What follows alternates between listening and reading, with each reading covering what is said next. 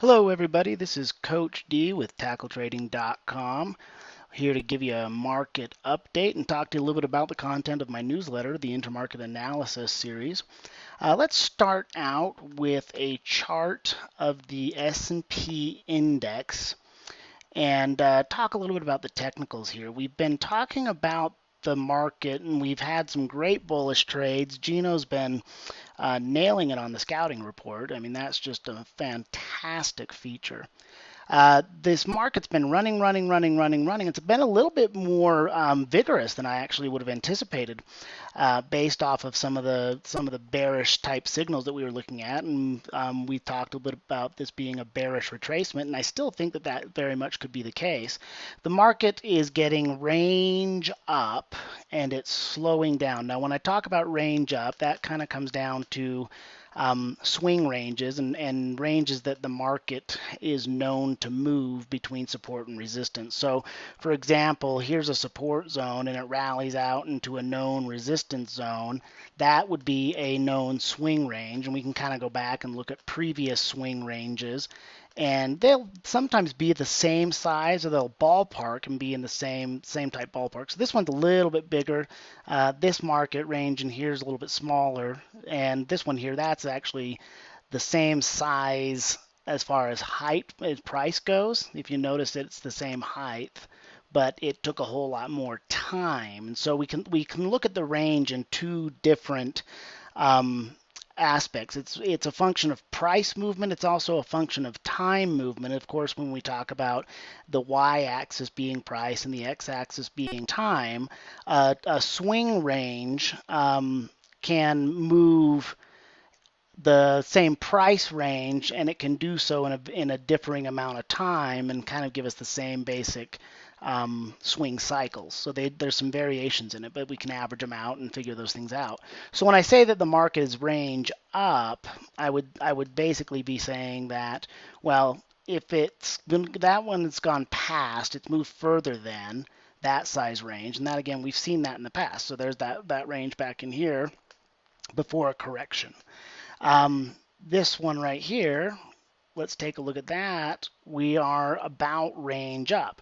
So that means from bottom to top, it's running out of gas. And they'll end up being self-similar to each other as far as percentages go, Fibonacci ratios. I could, for example, take a measurement of the cycle here, Fibonacci cycle, and I could then take measurements, kind of random measurements of different cycles, from here to here, for example, or I could take a measurement of one of these minor swings in here. And as I grab those and move them around, I could sit and drop these into this range, and we'll keep hitting fib ballparks. We'll get right in there, and we'll come up with the same size ballpark ranges kind of over and over and over again as we measure those out and get an idea that the movements are not so much random per se. They're variable. And so here's, we got a good sized drop, top to bottom, boom. And we can take that and plop it in and get a ballpark Fibonacci ratio. So the idea of the market being range up, there's nothing to say it can't go further. It certainly can go more. There's nothing to say that it won't turn around here. The big thing this week, let me take a quick detour and hop on over to Tackle Trading and look at our trade center. And oh, that's an awesome picture of me. Let's pop open the trade center here and go look at our economic calendar this week. And we have an FOMC, Federal Open Market Committee meeting. And one of the things I talked about in this week's newsletter is just how heavily the Fed and the ECB, the European Central Bank, how much their rhetoric moves the market. Anything they talk, any news or information coming out of the Fed is what moves the market. So Tuesday, we've got a Red Star event. We've got durable goods coming out in the morning, and that could be something that moves the market. Red means it moves the market. Yellow means it's important, but red means it moves the market. The FOMC meeting minutes on Wednesday, we're actually going to have Yellen speak to us and give us their policy statement. And I would suspect we're not going to see any major changes, But the dovishness or hawkishness of the statement and what people read into it and how traders react, it can potentially be a big deal. They have the potential power to make the markets move in crazy fashion. So I anticipate that the market being range up is not going to make any rash decisions until possibly Wednesday. I would say anticipate some small consolidation, maybe a drop. But as far as the movement goes, like we could take a look at the Russell 2000 real quick. It's a little bit more bearish of the bunch. Let's go to the IWM. And I still think we're in a bearish retracement as far as the drop goes. And we actually still have the long put on from last week. And it's, statistically speaking, I've mentioned that the retracement zone for the breakdowns typically falls between 38.2 and 61.8%. So as we look at, where that retracement is likely to find resistance, we started talking about it back at 38.2, and I did get triggered into the trade. Let me go pop open a chart of the Russell here, IWM, in the Thinkorswim platform, and here is the one order contingent, and I actually put in a second contingent order to get filled on confirmation down and watching for that potential reversal. Now, because of the way the market has run, what I anticipate is starting to change. I still think we get a short-term drop. I could be wrong, and if I am, that's okay, because we got bullish trades going on. We got our bull list and our bear list we can pick from. I think that with the market giving us the general breakdown, so we come down from our market forming overall kind of a double top, a breakdown, and we're rallying back up, and this is that possible kiss goodbye we've been talking about. But the further this runs up, when it finally does set up, we raise our trigger point, we raise our target point, and of course we raise our stop loss. So in the example of the IWM trade, my initial setup for this trade was based off of the first dark cloud cover where we set the contingency order, and I put in a sell trigger contingent on it, trading below the candlestick low, and I put in a loose stop loss based off of the threshold, and it triggered into that trade and then continued to run up, and as it slowed down and put in the next bearish engulfing candlestick, it's still a good trade. And so I was willing to put in another kind of martingale, leg in a second contract, put in another contract to fill, and it didn't get filled. It continued to rise. And now what we're seeing is slowing momentum out here. The candlesticks are shrinking. The momentum is slowing. And we now have the potential for a drop. I would continue to raise my trigger and get triggered in upon any sort of good confirmation that I'm comfortable with. When I get into these setups and context from the bigger time frame, meaning this week, this daily time frame, I still think is a bearish retracement. The pattern over here on this is that slowing momentum. Oftentimes you'll see it referred to as a rising wedge, and a rising wedge is a slowing momentum. I like to change time frames and go down into 30 minutes and look for my reversal signal down here. Now, if it continues to rise, we would end up seeing like an ascending triangle if it finds its momentum and mojo. I don't really feel the urge to jump into bullish trades, but it's certainly something that I would have to adjust to if the market decided to move in that direction. I'm looking at the bigger picture slowing momentum, and we can see that it's slowing down up here, and we have a possible forming head and shoulders, and it's not the prettiest of patterns. Textbook patterns do occur most frequently in textbooks, but we can see that this is a left shoulder, neck, this could be a head, this could be your right shoulder, and then of course it would have to break down in order for that pattern to come to fruition. But I can raise my trigger point up, and at this point in time I would be comfortable with a trigger point down below the pivot low, and that is today's candlestick low. And that would be a reasonable point of entry. It would be a violation of the upward trend, and what we'd see is the day traders kind of moving in conjunction with the swing trade setup. So I would also make sure I had an exit if I wanted to use some tight trade management above resistance to to keep myself safe. Now I've done the stop losses based off of pain threshold and position size based off of the maximum risk threshold, and I went and bought longer term options and have those set up so that there's some forgiveness if it doesn't give us that confirmation right away. My initial target for a trade like this, let me change it from 30 minutes to 60 minutes just to consolidate some of that data. Just from a basic technical perspective, I would make a target using the old history on the chart, or I could forecast one out making an assumption that that is resistance right there, and we would be targeting down. A small move would put you down, or a typical move would put you down towards support, 61.8%. An extended target would get you down towards, 97.59 here. 100 is a big fat number I wouldn't ignore. So targeting on that, because it continued to rise more, I might raise my target up with that. So my general approach to this is I still like the IWM for a put option, and I do want confirmation to the downside. I would go with a trigger in the ballpark here of below today's candlestick low. So if the low price is up here at the top of the chart, you can see low is 109.51. Below 109.49, 109.47, somewhere in that ballpark, I would consider myself a seller.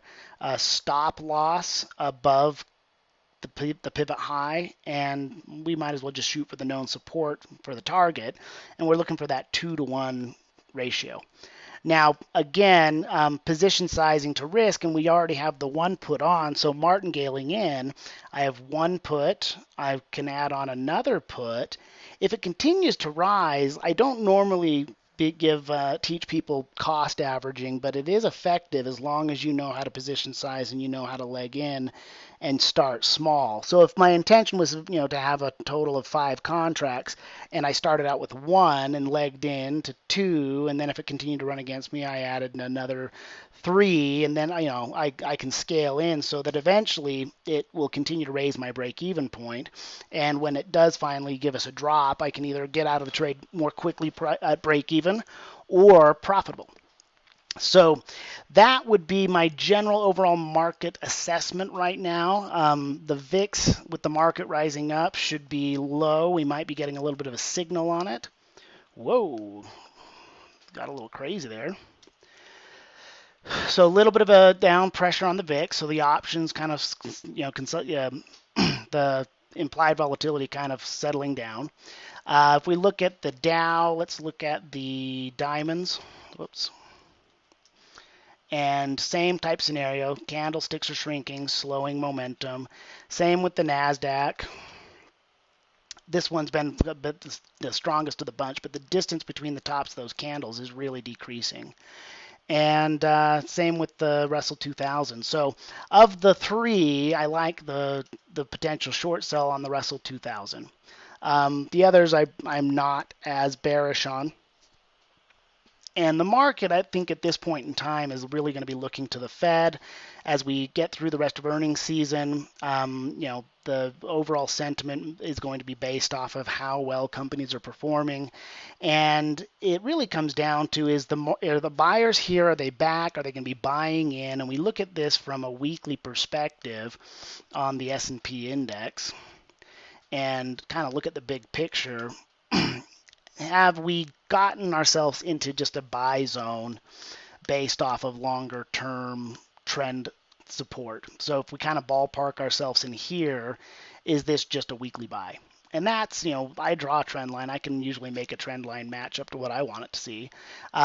Is this old support resistance zone from the weekly going to hold? Does that quick recovery that gives us the hammer on the weekly chart give the bulls the confidence they need to carry us on through the fourth quarter in a typical fourth quarter Santa Claus type rally? Not like a textbook Santa Claus rally like a couple days before Christmas, but the overall move up. As we head and we finish up October and head into November, we start looking strong at retail numbers as well.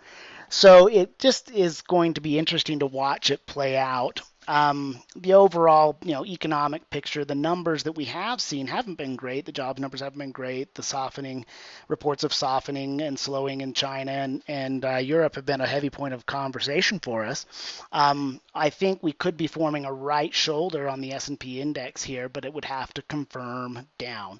And if it confirms down, then the market will react. People will actually react to what they see on the chart.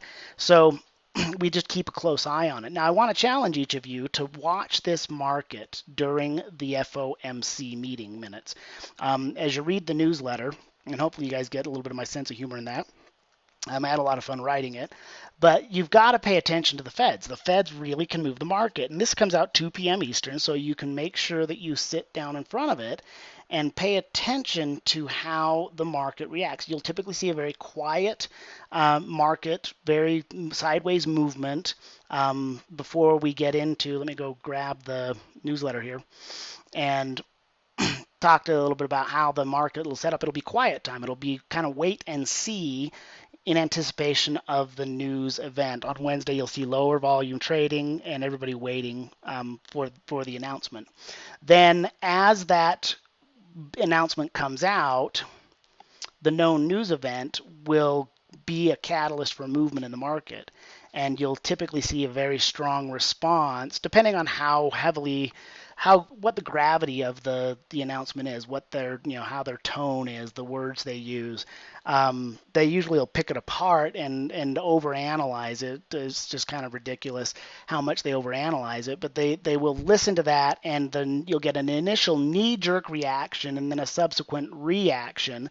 And we don't know which way it's going to break, but we do know it's going to move. And so it presents a great intraday trading opportunity for those who want to be present. You can sit and must be present to win, set up and structure, buy stops and sell stops and trigger into trades, and use nice trailing stops and things. And you have to watch out for the whipsaw, because it's not uncommon for it to whip back across the channel. But it certainly does give us a market movement. It could potentially be a catalyst for a bigger move.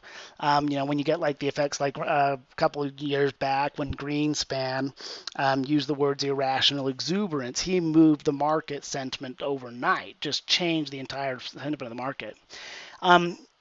If you aren't paying attention to what the Feds are doing, you're really kind of missing out how these markets move. This is perhaps the most interesting graph I created while writing the newsletter, talking about how the dollar index stacks up to the S&P and how monetary policy really affects the market. So we had, pretty strong petrodollar, and that's the question of the week, is to have you guys go research and study the petrodollar and start to understand that. So as I talk about it in the fourth segment of the series, that you really understand how vitally important it is to understand your currency.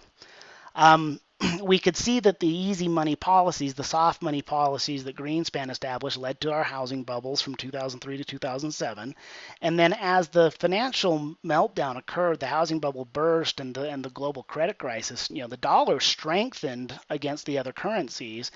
And the interest rate cuts and the things that the Feds did to ease that scenario, to create the TARP, are what forced the bottom of the market in and created that stimulus, that run. And just as the market was, kind of running out, the TARP was getting to the end, the market was getting nervous and it started to dip. And so they threw in the next bailout, which softened the dollar, because, man, they're really starting to print that money. You can really see that really hit the dollar pretty hard. And it kind of became a question of, currencies, which ones were stable, which ones were, going to stay afloat. And we got this global currency war going on. And then as the QE3 came out, as the market was getting a little bit skittish, boom, they did the perpetual easing, the quantitative easing, where they're doing the whatever $85 billion a month, and they've been tapering and weaning us off, and I think they finally wrapped that up.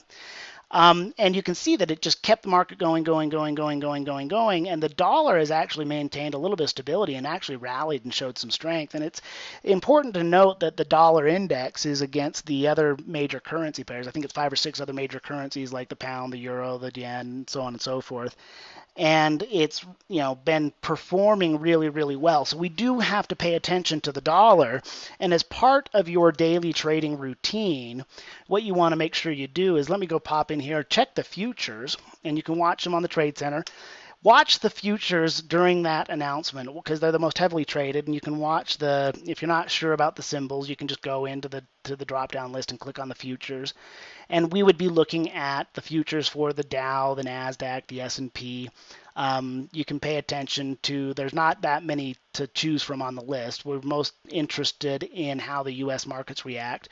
You can look at the Russell 2000, you can look at the S&P. I personally like the S&P as far as tracking the market goes, so I use that symbol /ES. And here I've got that symbol in, and I have a correlation indicator added to the chart for the dollar index, and it's based off of a 10-day cycle. And the correlation 0 would be neutral, and positive would mean they're running the same direction, and negative would mean they're running opposite directions. And you can see that overall there's a fluctuation between positive correlation with the dollar and negative correlation with the markets here, and it's important to note which way it is moving. So right now we see that the S&P is moving up, up, up, up, up, and by contrast, if we were put in the dollar index, we would have a kind of a bullish retracement here. So we have a bullish retracement here in the overall strength of the dollar, and I expect to see the dollar continue to rally, and kind of contingent on what the Fed say, and then the opposite correlation. So let me show that over here again. Let me bring that up. I've got the chart I used handy, and change it from a monthly time frame and get back into a daily time frame here. And we can oftentimes see that the key is to kind of making sure your time frames match up. Where support comes in on the dollar, resistance comes in on the market. And here we see support on the market, a really strong move from the market, and here they've been kind of running in sync together. And then as the dollar found resistance out here and started to move down, you see that correlation, they've been running the same direction. So they're currently positively correlated. They're both running down and both running up.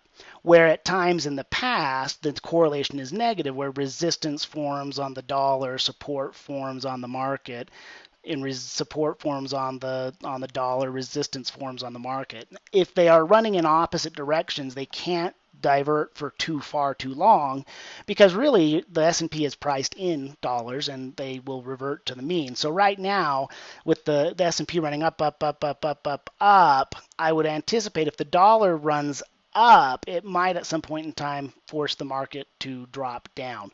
The more power, the strength of the dollar, the stronger the dollar gets, the more cost prohibitive it becomes for foreign money and foreign investors to bring money into the U.S. markets.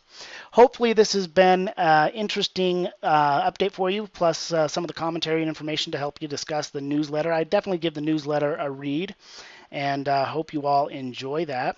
And join with me in the conversation and keep that conversation going about the intermarket analysis. It's a very big topic, and so it's really quite impossible to get in there and break it all down into one. Writing one article, we'd have to write a whole book on the topic.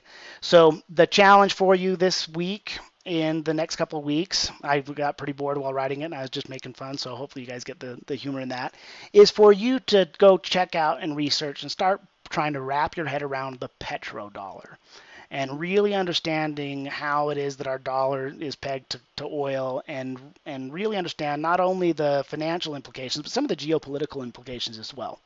This is Coach D signing out, tackletrading.com.